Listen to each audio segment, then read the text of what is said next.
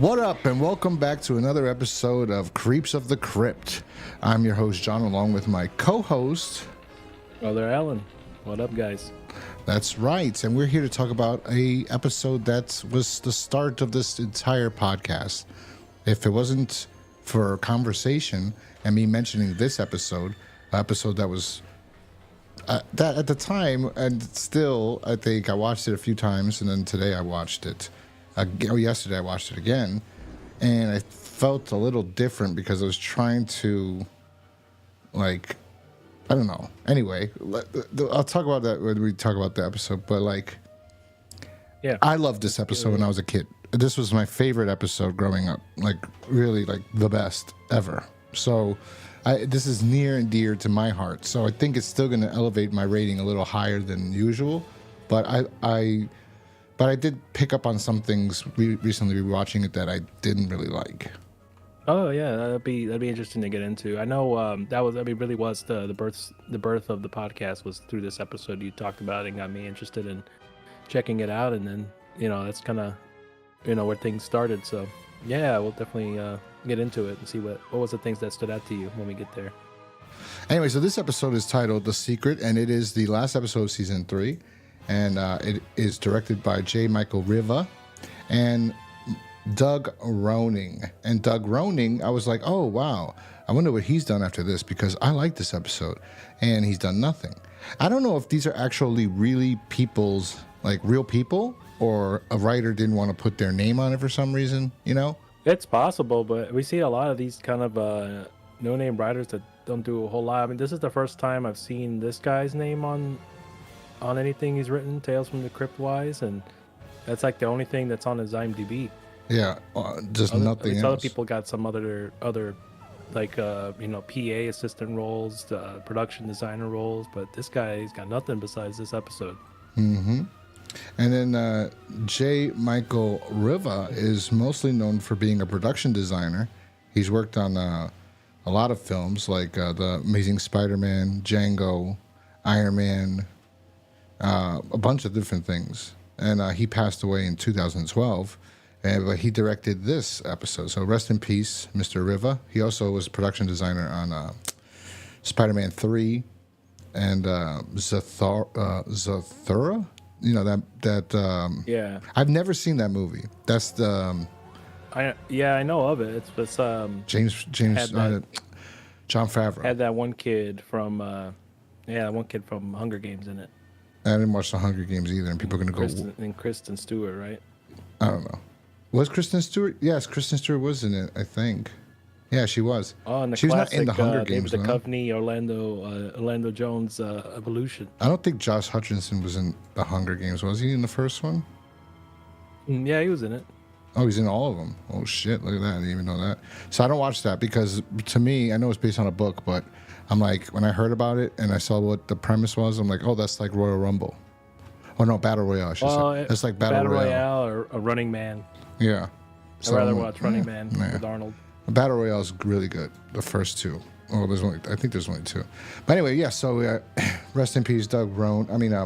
Michael Riva. So this episode, like I said, it's based off the comic, and the comic is actually pretty much exactly like the episode, except there is no butler. There's no Tobias. Yes, there's no Tobias. So why don't you tell us what this episode's about? Pretty much sum it up for us. Give us the lowdown. Yeah, and the episode stars Larry Drake, who we mentioned plays Tobias, which it's about a young orphan named Theodore. He gets adopted by these, I guess they call them eccentric rich people, the Colberts. And then, we find out later on they both got a secret. That's why it's titled The Secret. Yeah, that was pretty brief. Pretty much it. Yeah. Pretty much it. I will say the episode opens up and it says the orphanage's name.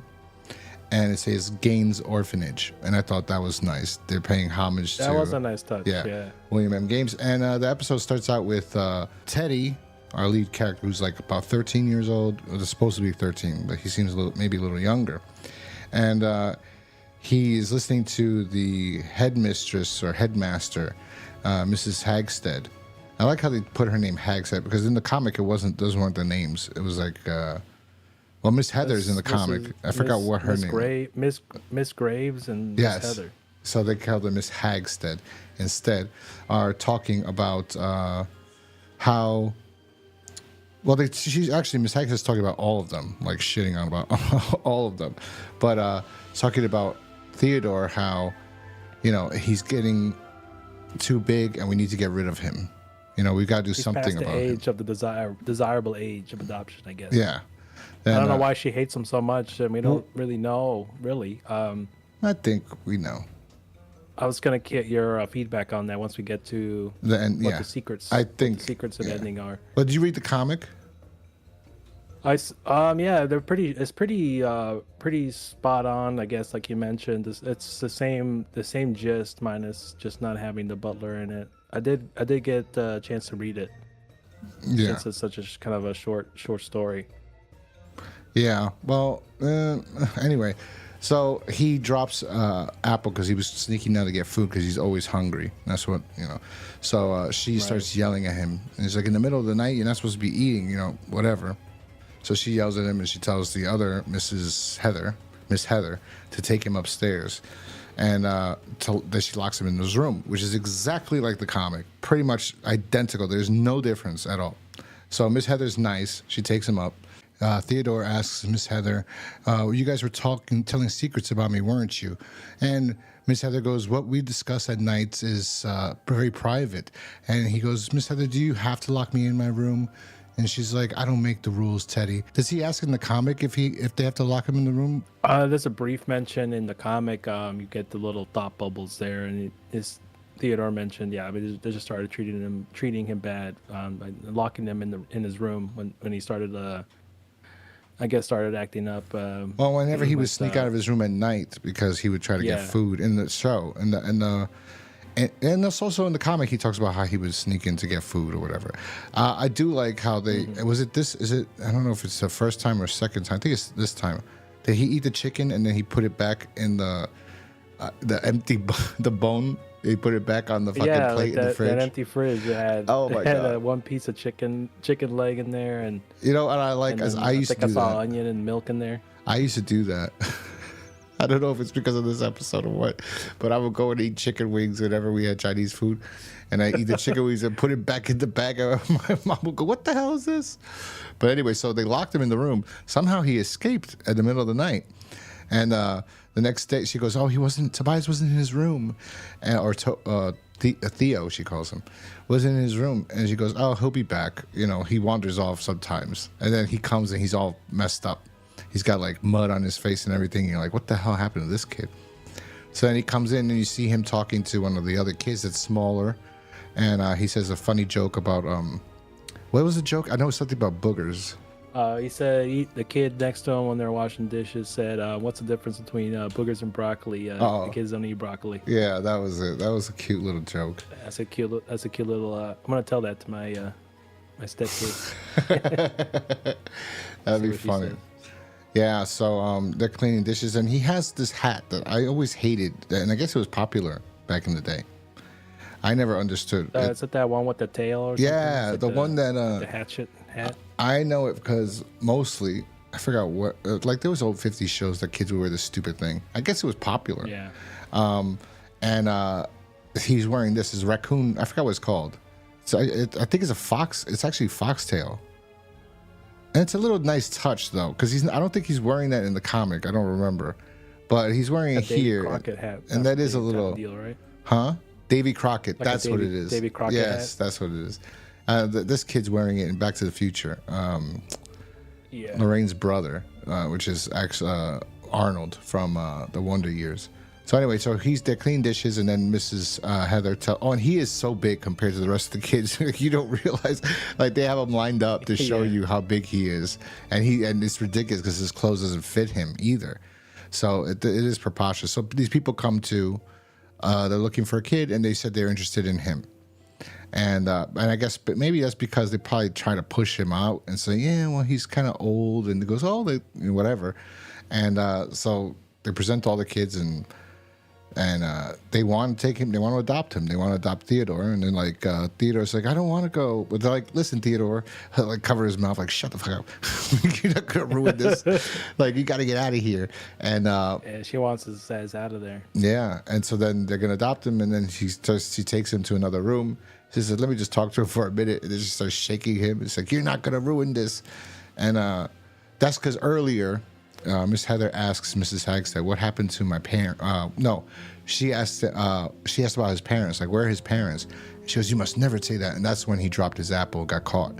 So then now, when she's shaking him, he's like, "What happened to my parents?" How the camera was shaking. Yeah, when she was doing it was you know, for her.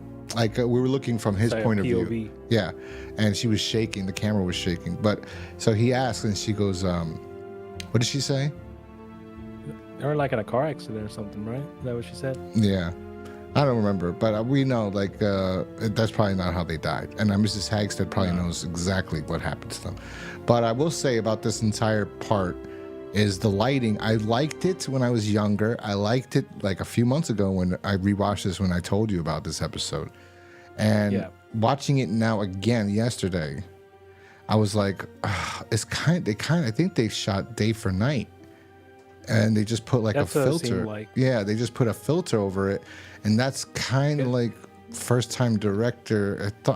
It kind of works as some like at parts. It works. Some scenes when they're walking in the woods, so they work pretty decently. At night, yes, but I think that was like evening. But then because then there's like times where you could tell it's day. It's clear as day. Maybe they were only able to film in that area during the day, so I guess they had to compensate with that filter.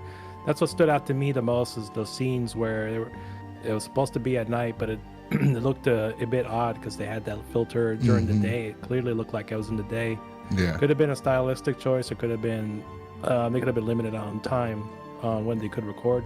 Yeah, maybe. But I would say I do like it added to it. I think it does. See, there are parts where it works, and that's when the lighting is coming from outside into the house or into the orphanage. Into the house, it looks cool. Yeah. Look, and then even that little scene with the dog barking at him. And you can see the blue light. The light right behind him. Yeah. So Theodore comes to the house, and it's a mansion. It's bigger than any mansion I've seen a couple, and this is pretty fucking.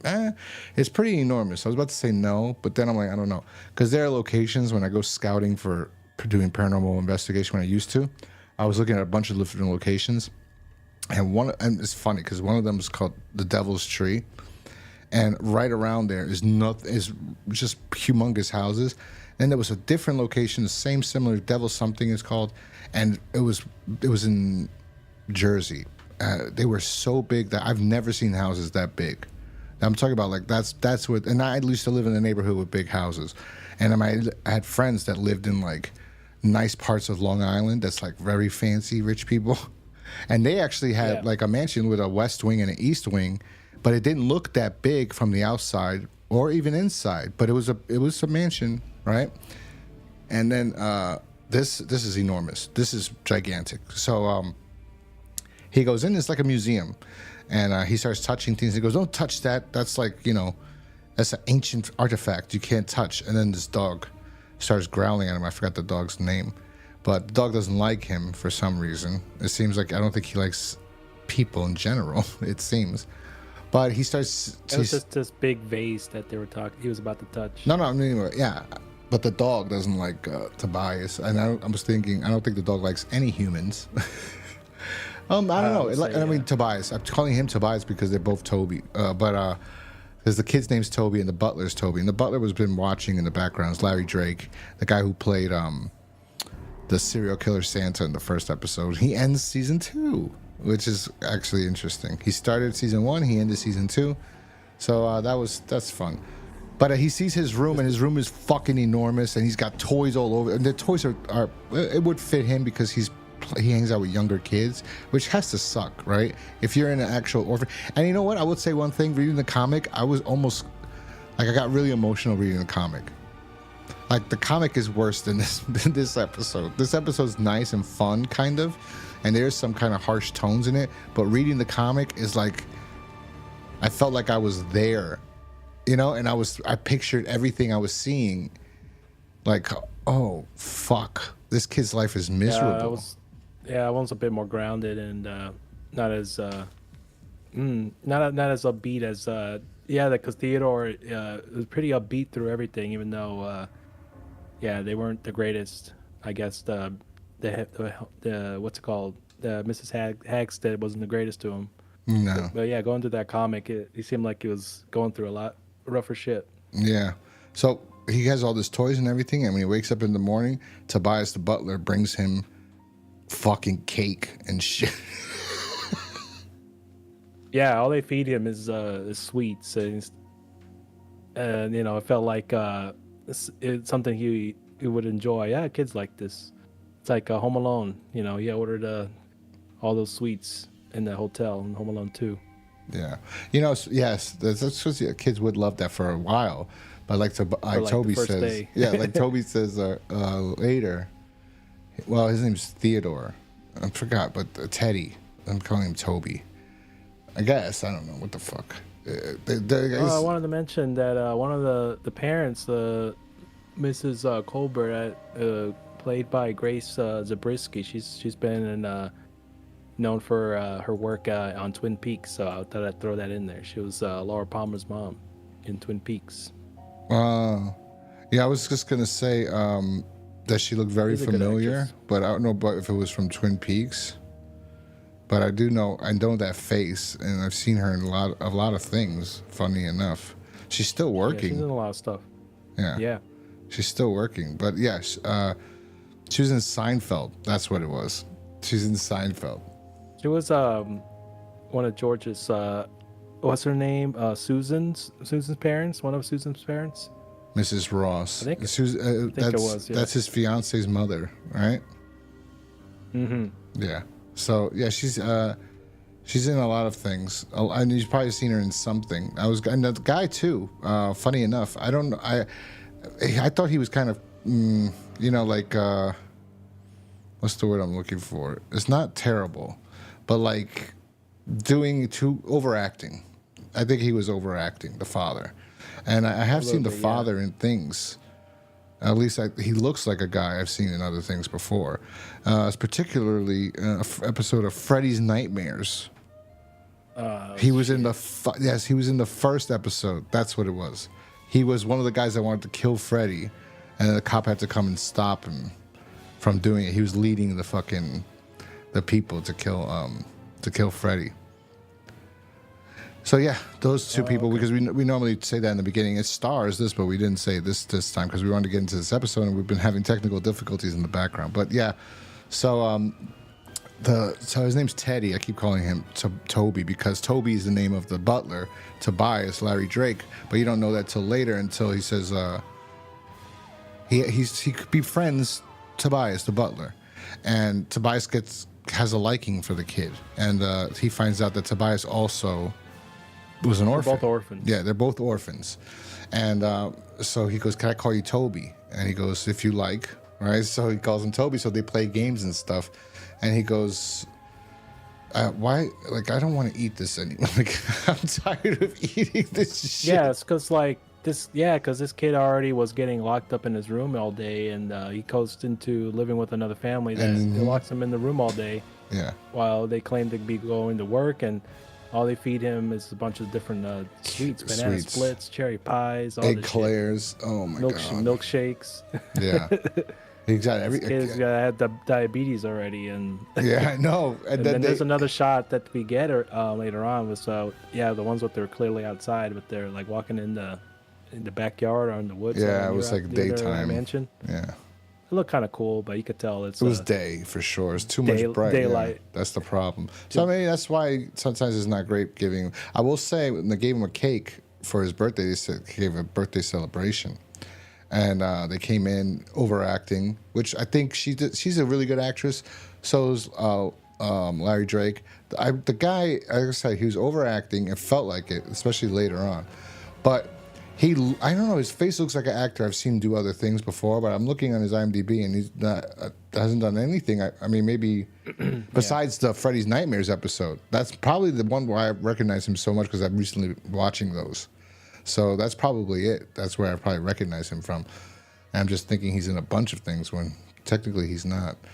But yeah. So William Frankfather, that's his name. William Frankfather plays Mr. He played Colbert. a cop in Cool World. Oh man, what a classic. Yeah, but I was going to say. World. So they come in, they overact and sing "Happy Birthday" to him, and she does a great job. Mrs. Colbert does a fantastic job singing it, and then they give him a cake. They cut a slice of cake and they put it on a plate, a humongous slice. This cake looks delicious. I was like, when they put the fork through the cake, it just like butter. It just went straight in like nothing. I was like, oh my god, that looked great. Yeah, it was really good. And then he was gets Tobias a slice. Yes. And then I guess he was like, he didn't want to eat, right? And he goes, "Can Toby?" Oh, he asks if Toby can have a piece. That's why they give Tobias a slice. And then he's like, he's not feeling well because he's thinking about the kids in the orphanage that he likes and he misses. And Mrs. Heather, who's like the nicest person in his life besides the kids that they played together, you know? Because Mrs. Hagstead was a bitch. She was a bitch. But yes, that's why they changed the name in the comic. In the she did look like a hag. In the comic, when they put him in, they moved to the house. It doesn't look like a mansion, but supposedly it's like a property very far away, whatever. They lock him in the room too right away, and he assumes it's because they told whatever secret he was trying to find out about him, and he's like, "Why can't I know about my secret?" So they said, "Oh, don't worry." Keep telling him, you'll find out. Yeah. And so it's very sad. That comic is very sad, actually. I don't know why I was so emotional. Maybe I'm on my period. I don't know what that was like. Well, the difference is it didn't look like he had any toys or any cake to eat. Yeah. So it just looked like they just locked him in this empty room with probably a mattress on the floor. Yeah. Yeah, a mattress on the floor. It looked like that was all in there. And then they'll come in and it looks like they just give him a Some of the pictures were kind of sandwich. Some of the pictures were kind of weird. Like the way they had her standing, the mom, and then him shirtless. Yeah, I was like, you what see the her fuck? legs. Yeah, I'm She's like, just standing on the foot of the bed. yeah, like, and then she wakes him up odd. while he's shirtless. Yeah, he's shirtless. I'm like, what is this? I was like, bro, what the fuck is these people writing? So anyway, one night while he's sleeping, they unlock the door. He's awake. And they go, oh, what a sweet boy. I don't think I could wait much longer, you know? And then he says, when we get home, we'll tell him our secret. And they close the door. The next day, or later, I guess, later that night, Tobias comes in. He said, come on, we got to go. We got to get out of here. We got to get you out of here. Because he became friends with the kid. And he doesn't want to hurt the kid. So then they go to, he's like, what's going on?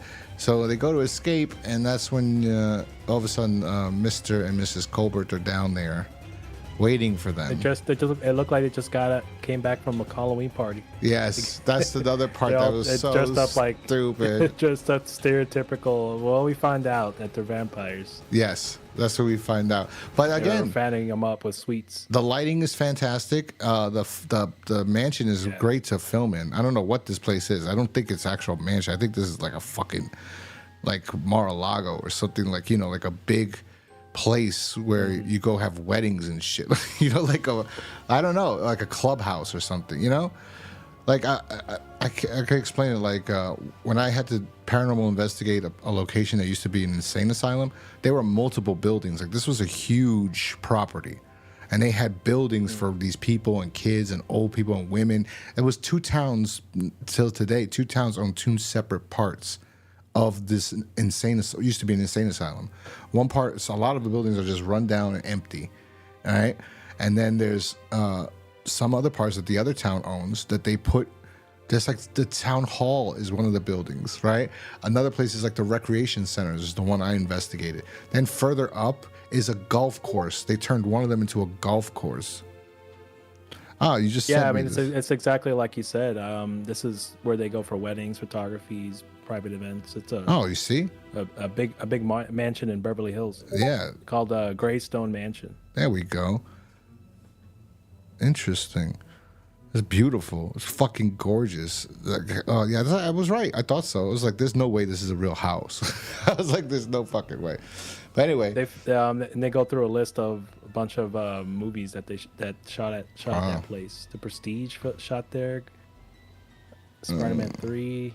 Wow, the whole list here. Spider-Man 3. Sorry, my brain's trying to figure out which scene. It's it's the penthouse. It's Harry Osborn's penthouse, I guess, is shot on the outside, and then on the Grainstone Mansion on the inside. I guess the inside of it then. That would be when he comes and he sees the butler again. When he comes back after he got the concussion and he comes back home, and then he's bouncing the basketball in the house. I'm just thinking of my memory. Yeah. Damn, that's a big ass fucking place.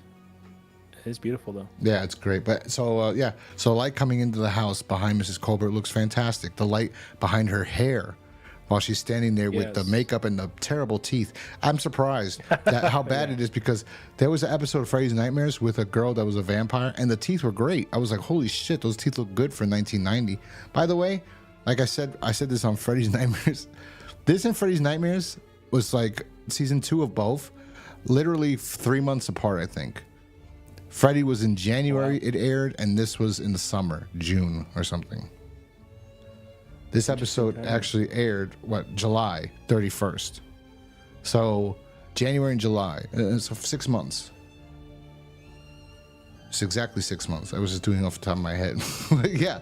So, anyway, I was just like, oh, God, these teeth look terrible. I'm really surprised. They just look fake. So, anyway.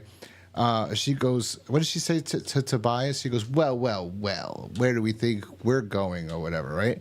And he's like, I can't go through with it. You know, well, she goes, making off with the goods. Are we, Tobias? He's like, I can't go through with it. And he goes, what, you don't want everlasting life? That was the deal. Like, you know, like you fatten this fuck up and take care of him while we sleep in the day. Yeah, it looks like they had some deal. Yeah, it would make him a vampire. Yeah, this is I don't know how nobody has made a full length movie about this in some way, shape, or form, or adapted this, like extended it. Yeah, it's a cool idea. It would have been cool to see this in feature film. Yeah, just like slowly start getting hints that they're doing something. There's something nefarious going on with these eccentric couple taking this kid from the orphanage and feeding him sweets every day, and it would have been a cool movie. I realized why I like this so much. Besides, when I was a kid, I loved werewolves more than vampires.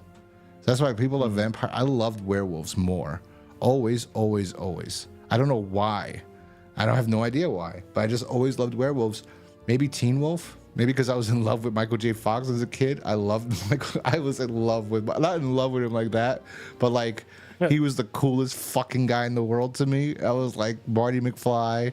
I was a huge fan of that. I had almost all of his films when I was a kid. So Teen Wolf I saw and I loved it. I didn't know he hated that movie. So I like Teen Wolf. I like The Howling. I like American Werewolf in London. Then there's some shitty fucking movies, werewolf movies. But I've always been into werewolves. So this was like, I'm kind of spoiling it. So let me just cut that part out. Snip. Take that part out.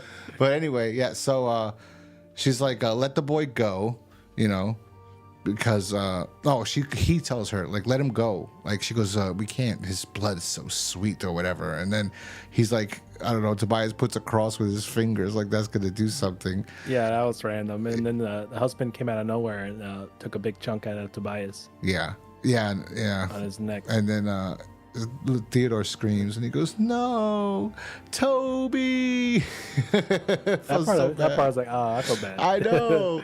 And he jumps down. Friends with the butler. That's like the first sign something's weird, because he jumped down. That's pretty high. It looked like it was a high drop. And he jumped down. Yeah, it was. Yeah, he jumped down and he was just like, break his knees. He looked back up and he just ran while they were like doing the Larry Drake's, overacting. Hanging off the stairs. Yeah. And then he breaks a vase, one of their fancy vases. And this is the part where I thought it was so ridiculous, where they jump off of the courtyard area They must have had a trampoline, and then some stunt people jumped out.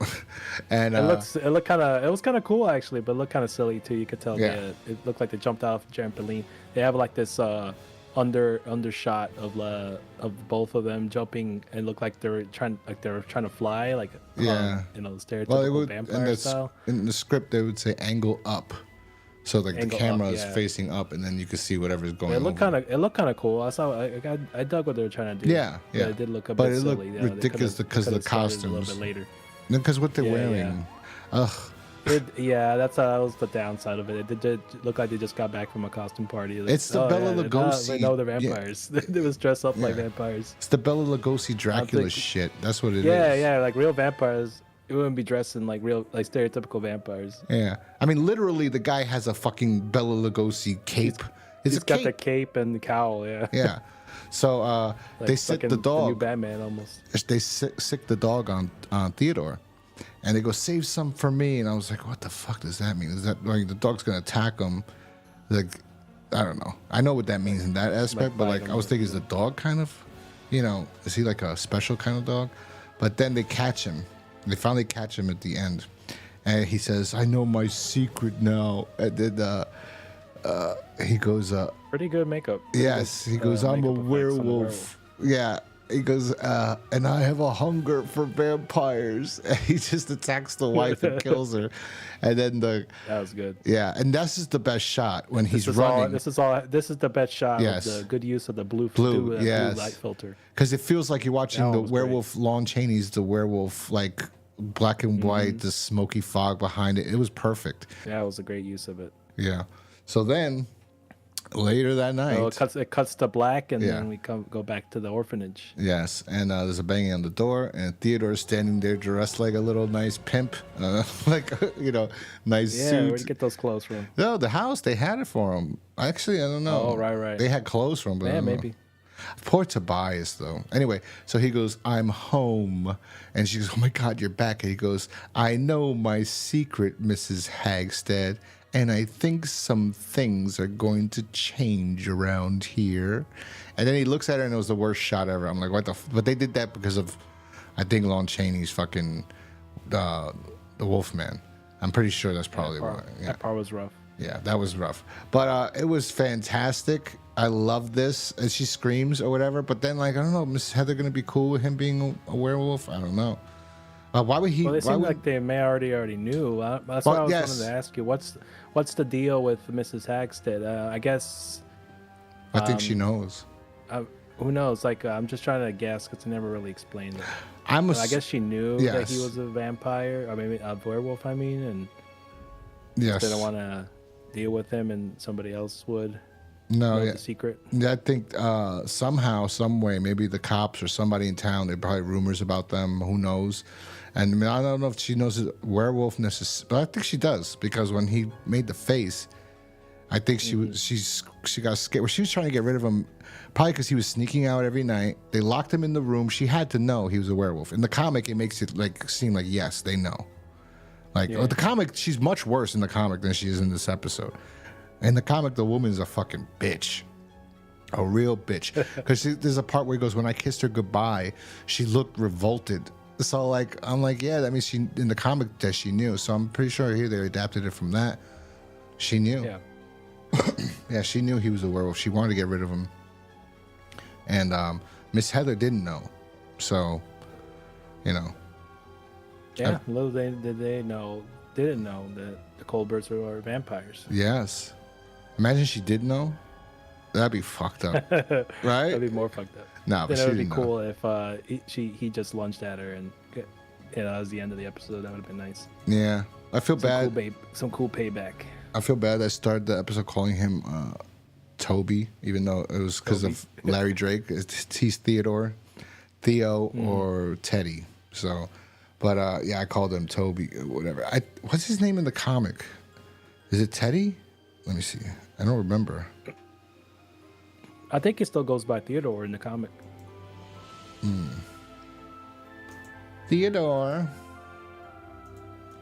I tried to read this on my phone one night and I couldn't do it because it kept pop-ups. Yeah, they call him it's Theodore.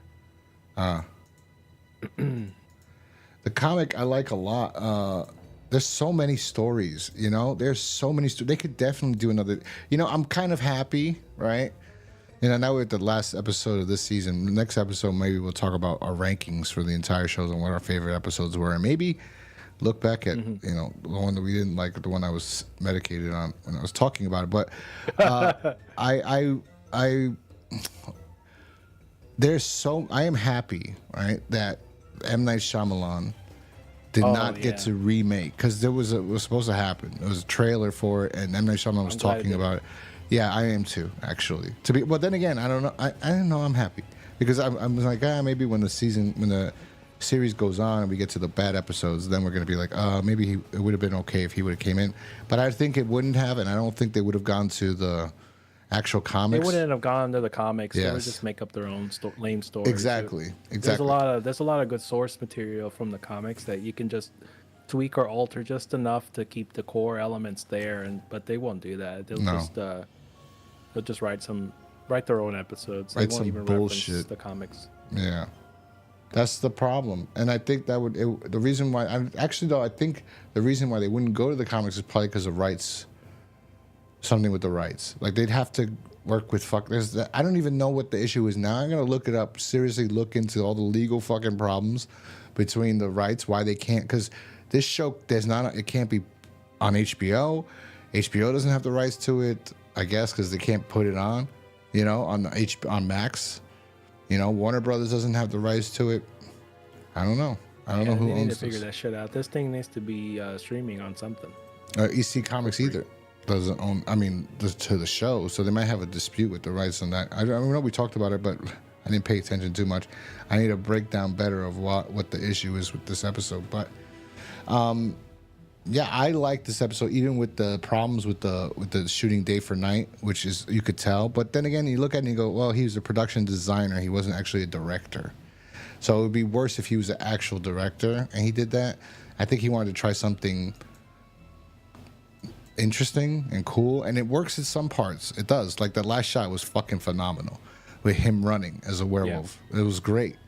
So yeah, I think I really have nothing negative to say about it at all besides that. That's the only negative. What about you? Besides that, and then them dressing like stereotypical Party City vampires, that one, they could have handled that a little bit better.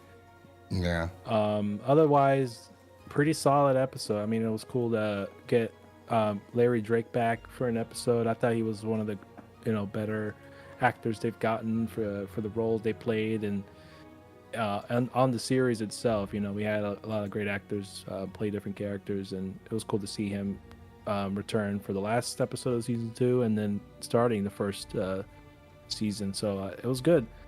I'd say it was pretty solid. I don't have a whole lot to complain about with this one. It's pretty spot on with the comic in some elements. It captures the gist of the story, and I would say it's a solid 4 out of 5 for my rating there. Yeah, I'm going to give it a 4 out of 5 too, surprisingly. I was thinking about going higher, and I'm like, I got to be fair, because I know I love this one from a kid, but like looking at it now as an adult and actually not being like too biased, it's a 4 out of 5. It's still a good episode. It's not great, but I loved it as a kid. I would give it a 5 out of 5 if I was a kid. If it was little me, I'd be like, but yeah, 4 out of 5. It's good. It's really good. The acting in general, and just the twist at the end, like that's the twist I'm talking about. Somebody said with the first episode of that we did for the first podcast we did, they commented recently, and I'm like, well, I'm sorry, because I don't know what we said. It was been like months since that episode went up. So I was like, oh, it has to, because it said there was a twist in the first episode, she said. And she said, I totally disagree with you guys on that. And I'm like, what was the twist? That he was a fucking, that he got electrocuted? Did we talk about this on the last podcast? I know we talked about it, but I don't know if we actually talked about it on the podcast. But I think we talked about it on the Patreon or locals version of this. No, I don't think so. I think we just talked about it. I cut it out. But I think it got cut out. Yeah, but yes. I'm trying to remember, but I don't remember there being a twist. No, it was the twist was that they outlawed using the electric chair. Oh, that one. I was Yeah. thinking of the Larry Drake episode. No, that one, the twist is that he got in the house and the daughter is the one that let him in, I guess. I don't know. I guess so. I guess you could consider it a twist, but it was a forced twist. Yeah, you knew it was going to happen or something. Like that. I said, it was stupid. Anyway, this was a twist. The twist that you didn't know he was going to be a werewolf. At least I didn't. I mean, No, I didn't. The first time I watched it, I didn't see it coming, but I know you kind of told me the description of it. But I mean, just trying to go through it and watching it, they did a good job at hiding that twist. It could have gone either way. I think most people would say the parents were vampires or some sort for sure, but the twist of the they were being a werewolf. Yeah, I don't think most people would have guessed the first time. I don't know what they would have thought about the parent, like as a kid, as an adult watching this. They would have said maybe they would have thought vampires. Yeah, because why are they making him so sweet? Why are they making him eat all these sweets? Why they don't let him out? Like what's going on? You know? And they're gonna do something to this kid. They're gonna eat him. They're gonna eat him. Most likely, people would think. But then the vampire thing, okay, interesting. But the twist is that he's a fucking that was badass when I was a kid. I was like, oh, I was in love, and he does look like. He looks like Michael J. Fox as it did look like Teen Wolf. Yeah, Teen Wolf. Like up there. Yeah, it was awesome. I love it. 4 out of 5. This is great. I think this is a great episode. Oh, also stars I don't know how to say her name. I'm not gonna say Mrs. Hagstad's name, but I've seen her in a lot of things before. Miss Heather is Stella Hall. And I want to try to see what she was in because I've seen her. Oh my God, she always plays a stewardess. Got that stewardess face. What is that? She was a stewardess in Freddy's Dead, the Final Nightmare. That's the last thing she did. The 3D one. And then she was a stewardess in Die Hard. She's not been in anything, but she looks so familiar. Besides, I guess because I've seen 3 of the movies that she's been in. And this episode, that's probably why. I've seen Die Hard. I've seen Scrooge. She's got that face that she's been in a bunch of things. But not as much as we thought. And I've seen Freddy, so I've seen 3. And there's 4 things out of her entire filmography. Is very small. I wanted to mention her because she's a very pretty lady, and she was the most sympathetic. Others besides Theodore, she's the most sympathetic, and Tobias, because you do feel for like Tobias when he tries to save the kid. You know, and you just go, oh, like. It was I like this episode a lot. I think it could be adapted today. They could adapt it. I would say that's really the only element in that story that wasn't in the original that I think added to it that at least gave you something for Theodore to care about or at least bond with, and then and then gets bit right in the neck. As he tries to escape. When he tries to save him, you're like, oh, what's going on? Like he knows something's gonna happen when they go, we can't wait, and then Toby comes to save him, and you're like, oh shit, you know. It's a great episode. You feel bad when he dies. It's great. It's so great how he could go from the first episode, he's a sick fucking serial killing psychopath Santa Claus killer, and then this one he's a butler and he's a nice guy and you feel bad for him. Isn't that crazy? That's fucking wild. But the same thing with Bill Sadler. That's acting, as John Lovitz would say. Right? Yeah, it's great. So that's it for season 2. We might do a rankings and one of the episodes where we rank our favorite episodes of season 2 and talk about them briefly. And then we're off to season 3. So we will see you guys next time when we do that. Again, you can check out our merch at ghostcrusadersmerch.com. You can follow us on X at Creeps of Crypt. You can look us up there. And you can stream us anywhere you think about. You can stream us anywhere. We're on Spotify, Apple, Amazon, iHeartRadio, YouTube, Rumble, Odyssey. We're all over the place. So, yeah, check us out there. And anything you want to plug? Yeah, you can check me out on X/Twitter under Splinter47. You can check me out there, and yeah, I look forward to doing the next one. We'll talk about Love to Death is the next one, first episode of season 3. Yeah, I actually watched it the other day too. But I don't want to spoil anything, so we will talk to you guys about that episode soon. So anyway, yeah, we'll talk to you guys next time. Peace.